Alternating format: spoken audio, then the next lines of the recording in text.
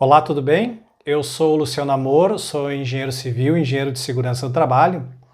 E como eu trabalho com PPCI, que são os projetos de incêndio, e sou professor, na área, ao longo do dia de hoje, muitas pessoas entraram em contato comigo para fazer uma série de questionamentos sobre o incêndio que aconteceu no prédio, ontem, aqui em Porto Alegre. Ontem, dia 14 de julho, do prédio de segurança pública do estado do Rio Grande do Sul. Então, embora eu não tenha todas as informações técnicas, porque para se ter informações técnicas acerca do projeto, primeiro teremos que analisar o projeto, o local em si e tudo mais, mas eu resolvi gravar esse vídeo com as minhas primeiras considerações e baseado nas informações extraoficiais que se tem, para esclarecer a dúvida de alguns colegas, alguns alunos também, e também da sociedade em geral, que eu espero contribuir. Então eu fiz algumas anotações aqui, lembrando, mais uma vez, de que esse prédio precisa passar por uma perícia, com profissionais da área. Eu não tive acesso ao projeto, e também nunca tive a oportunidade de conhecer o prédio. Sim, estou me baseando nas informações que a gente teve com colegas, com profissionais da área e com a imprensa em geral. Então eu tenho algumas anotações aqui que eu fiz. Primeiro que se sabe até agora é que o prédio tinha sim um projeto aprovado, ou seja, um projeto de incêndio aprovado, com a emissão do CA, que é o Certificado de Aprovação. Isso baseado na nomenclatura da legislação aqui do estado do Rio Grande do Sul. Esse projeto estava aprovado, com o CA emitido, e a informação que se tem é que o prédio estava passando por uma fase de implementação das medidas de segurança, porque aqui, a partir do momento que o projeto é aprovado, que é emitido esse certificado de aprovação, as edificações têm até 2 anos para fazer as adequações físicas do prédio, para então chamar a vistoria do Corpo de Bombeiros, que vai inspecionar o prédio, as instalações físicas, e, se tudo estiver ok, emitir o alvará. Então a informação que se tem é que o prédio estava passando por essa fase de implementação das medidas. Eu não tenho informações de quando que esse projeto foi aprovado, e se essas implementações estavam dentro de um prazo de 2 anos que a nossa legislação permite. Ok?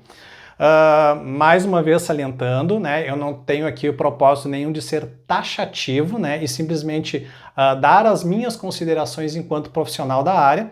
E é claro que na medida que as informações forem chegando para nós e para a sociedade em geral, algumas coisas podem estar sendo esclarecidas. Mas mais uma vez salientando que para ter uma informação técnica e completamente correta, a gente precisaria analisar o prédio em si, o projeto aprovado, as suas exigências e as suas características, levantamento também de informações do local, de pessoas que conheçam o prédio, de testemunhos, de pessoas que de repente estiveram ali em instantes iniciais, porque a gente sabe que não teve vítimas entre os funcionários e pessoas ligadas ao prédio, mas nós temos, hoje, no dia 15, um dia após, fechando quase 24 horas, aí nós temos a notícia do desaparecimento de 2 membros do Corpo de Bombeiros que estavam em combate e que a gente espera que eles sejam encontrados e com vida, Bom, e claro, por fim aqui também, que certamente, o prédio vai passar por perícia, então a gente espera que mais para frente a gente tenha maiores informações de embasamento mais técnico, Mas se a edificação fosse, digamos que esse projeto dessa edificação fosse ser elaborada hoje, pela legislação aqui do estado do Rio Grande do Sul, ele seria classificado como uma edificação existente, porque é um prédio que já existia antes da criação da nossa lei, que é a Lei KISS, que foi aprovada em 2013, e seria um prédio muito provavelmente, no meu entendimento, de uma edificação existente não regularizada.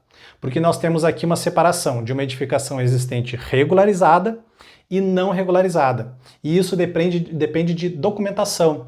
Então, para a edificação ser classificada como existente regularizada, a gente precisa ter documentos que comprovem a data dessa edificação antes da criação da Lei KISS, a mesma ocupação que ela está sendo utilizada hoje, conforme essa documentação apresentada, e a mesma área. Então, eu não tenho certeza, eu não tenho essa informação de que esse prédio foi sempre da segurança pública, sempre teve a mesma atividade. Mas é um prédio muito grande, parece que tinha restaurantes, refeitórios e outras atividades lá dentro. Então, dificilmente esse prédio seria classificado como existente regularizado, já que tem essa questão de talvez alterações de ocupações, né, de quando o prédio foi construído, e também porque certamente esse prédio teve ampliações de áreas construídas, então a gente não conseguiria classificar dessa maneira, seria então existente não regularizado. Então isso impacta bastante na nossa legislação do estado do Rio Grande do Sul, porque uma edificação existente regularizada possui algumas isenções e facilitações da lei. Tá? Mas, no entanto, contudo e todavia, um prédio existente não regularizado, que eu imagino que seja o caso desse prédio de segurança pública, ainda assim há a possibilidade de adequações, de isenções, isenções não teria como, mas a gente usar a questão das identificar inviabilidades técnicas, ou seja, algumas características técnicas que o prédio não atende à nossa legislação e não é possível, como por exemplo uma adequação de escada, uma implementação de uma rede de hidrantes e tudo mais, mas que é possível propor medidas compensatórias. Tá? Isso aqui no Rio Grande do Sul. Se nós estivéssemos tratando da legislação de São Paulo, por exemplo, e que a gente sabe que é uma legislação referência para vários estados, nós estaríamos utilizando, então, para São Paulo, a instrução técnica número 43 para edificações existentes. A gente também teria que consultar a instrução técnica número 14, onde trata da carga de incêndio, para definir a carga de incêndio dessa edificação em megajoules por metro quadrado, e com isso a gente saber o grau de risco, baixo, médio ou alto. E também o decreto 63.911, na sua última versão, onde se verificaria a ocupação, de acordo com esse grau de risco, as medidas de segurança necessárias para esse prédio.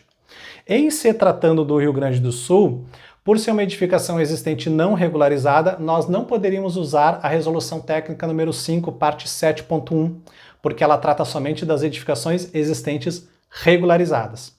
Se é não regularizadas, como eu já expliquei, a gente teria que utilizar as tabelas do decreto 51.803, onde nós veríamos a ocupação dela, o grau de risco e as medidas de segurança que aquele prédio precisaria. Então, em relação à ocupação, esse prédio seria classificado, até eu vou fazer um paralelo das duas legislações, Rio Grande do Sul e São Paulo, que é base para vários outros estados também, seria como uma ocupação, classificada como ocupação da administração pública, de escritórios da administração pública ou simplesmente de escritórios. Mas a carga de incêndio seria de 700 megajoules por metro quadrado, conforme essas tabelas dos decretos já citados, e, por consequência, a definição de um prédio de grau de risco médio. E essa é uma informação bastante importante na definição, no dimensionamento de um PPCI. A área dele, como eu não tenho acesso ao projeto, eu não sei exatamente, mas certamente ela é maior do que 750 metros quadrados e as nossas legislações de PPCI têm esse divisor de águas. O prédio é menor ou maior do que 750 metros quadrados? E é menor ou maior do que 12 metros de altura descendente, ou seja, qual é a altura em metros que uma pessoa precisa descer do ponto mais alto desse prédio, onde as pessoas utilizam o prédio, obviamente, até chegar ao nível de descarga ou do térreo. Então, por essas duas características, certamente a gente utilizaria as tabelas mais complexas, para prédios acima de 12 metros e com a área acima de 750 metros quadrados, que são as tabelas que a gente utiliza nos decretos que eu citei das legislações de São Paulo e do Rio Grande do Sul. Então, as medidas que a gente verificaria nessas tabelas, no caso aqui do Rio Grande do Sul, e é praticamente igual o que a gente vê nas tabelas da legislação de São Paulo. Uma edificação que certamente tem uma altura descendente entre 23 e 30 metros, eu suponho, eu imagino que sim, porque era um prédio que já tinha 8 pavimentos bastante visíveis, mas tinha outros anexos, com níveis de altura mais alta e certamente tinha ali uma área de circulação e de trabalho de pessoas. Então eu imagino que seja um prédio que foi classificado entre 23 e 30 metros e é um prédio que precisava ter acesso de viaturas na edificação, laudo, comprovação de segurança estrutural em situação de incêndio, compartimentação horizontal, Compartimentação vertical também, que poderia ser substituída por controle de fumaça e outras características, sistema de detecção também. Controle de materiais de acabamento e revestimento, das características, né, dos materiais utilizados nessa edificação. Saídas de emergência, brigada de incêndio, iluminação de emergência, detecção e alarme, sinalização de emergência, extintores, que são as medidas básicas que todo PPCI precisa ter, e também, né, sistemas de hidrantes, ou de mangotinhos e de chuveiros automáticos, ok? E a gente pode olhar, se vocês olharem nas tabelas do decreto 6391 do Estado de São Paulo, né, para essa altura, né, são praticamente as mesmas medidas de segurança, só não precisaria de chuveiros automáticos. Em São Paulo, esse prédio, se fosse em São Paulo, só precisaria da implementação de chuveiros automáticos se o prédio tivesse mais de 30 metros de altura. Bom, continuando então aqui, agora eu vou falar um pouquinho das causas mais prováveis, né, do incêndio e da consequência do agravamento, né, que fez com que o prédio tenha queimado tão rapidamente e desabado, né. Primeiro, né, ele, por ser um prédio de grau de risco médio, ele deveria resistir, conforme as nossas tabelas, a no mínimo 1h30 ou até 2 horas, né, que seria o TRRF, tempo requerido de resistência ao fogo, né, para que então ele entrasse em colapso. Ou então, se houvesse casos de isolamento de riscos, né, que é uma matéria bastante importante da nossa área de incêndio, sempre pede-se que as paredes e as estruturas, né, de isolamento resistam no mínimo 2 horas. Né? Então aí vamos falar que esse prédio deveria entrar em colapso somente, né, a partir de 1h30 ou até 2 horas. E ele entrou em colapso muito rápido, em cerca de 1 hora e pouco ele já estava desabando. Então provavelmente a gente percebe que a compartimentação vertical, né, provavelmente não, a compartimentação vertical não foi suficiente, né? Porque o incêndio se alastrou muito rapidamente. O que temos de informações é que ele começou no 4º andar, né? Vamos verificar mais à frente se realmente isso procede, mas rapidamente ele se alastrou para os andares acima. As medidas de segurança ainda não estavam implementadas, né? Então, como o prédio estava vazio, né? Então a gente não teve a situação de pessoas ali tendo que evacuar muito rapidamente o prédio, e se tinha eram poucas pessoas, né? Caso tivesse chuveiros automáticos, né, que é um sistema de combate a incêndio que entra automaticamente numa situação de incêndio em combate, teria sido muito eficaz para combater o incêndio nesses primeiros instantes, impedindo o avanço do incêndio e dando tempo para os bombeiros chegarem e darem também a sua continuação do combate de incêndio. Em relação à carga de incêndio e à quantidade de materiais inflamáveis dentro desse prédio, certamente, né, a gente sabe que é muito comum prédios antigos, prédios públicos, terem uma grande quantidade de materiais inflamáveis, né, porque tem muitos forros, muitos piso com material inflamável, revestimento e muitas divisórias leves, além de grande quantidade de armazenamento de papel. Então esse e outros materiais são materiais, né, que aumentam a carga de incêndio e de revestimento e de acabamento com alto potencial de combustão. E que aí pode ter alimentado rapidamente o fogo e contribuído para ele entrar em colapso tão rapidamente. Outra coisa que eu observei, que esse prédio ele é localizado bem no centro de Porto Alegre, numa área assim, de grande densidade urbana, né?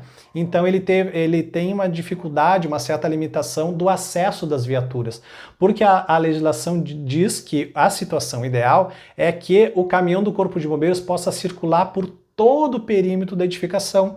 E se vocês olharem no Google Earth, por exemplo, vocês vão ver que não é possível. Então o acesso, né, a proximidade desses prédios também eram bastante difíceis, né? E eu vi uma das imagens que tinha um prédio anexo de cerca de 2 ou 3 pavimentos que foi construído à frente desse prédio, né, logo na chegada, que impedia também a aproximação do caminhão do Corpo de Bombeiros para dar um combate mais eficaz. E por fim, acredita-se, né, pelo que se especulou até agora, é que uma causa muito provável é que o incêndio tenha sido começado ou iniciado através de algum curto-circuito, o que é bastante comum, principalmente em prédios existentes e antigos, né? Muitas vezes as instalações elétricas eles são bastante inadequadas, defasadas, né, com sobrecarga, né, e isso acaba ocasionando, né, curto-circuito, e é uma das causas das mais prováveis neste caso, né? Mas claro que a gente tem que aguardar, né, a perícia, né, principalmente a perícia. Assim como aconteceu no incêndio da Boate Kiss, né, logo nós tivemos uma perícia técnica da polícia, Instituto Geral de Perícias e também o CREA, né, que gerou um relatório. Então a gente espera que nesse caso também aconteça e ficamos aguardando. Eu espero que eu tenha contribuído, né, com as minhas primeiras considerações. Se houverem outras atualizações, a gente pode atualizar esse vídeo. Vocês também podem compartilhar e comentar, fazer alguma correção, alguma coisa que eu tenha me equivocado, alguma informação que eu não tenha. O objetivo é nós informarmos, né, todas as pessoas, a comunidade em geral, e tirarmos aprendizados, principalmente aprendizados, e mais precisamente ainda, os profissionais da área de segurança contra incêndio. Muito obrigado e até mais.